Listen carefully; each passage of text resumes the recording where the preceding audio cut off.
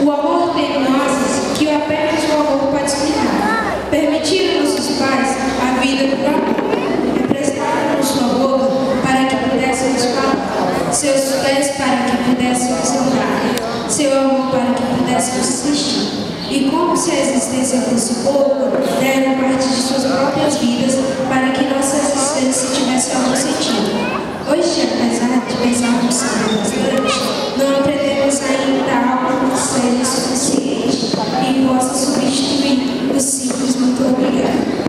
Aos pais ausentes, nossas homenagens àqueles que partiram, pais, mães, irmãos, parentes, deixando-nos a lembrança de sua presença, o som de suas vozes soprando suaves na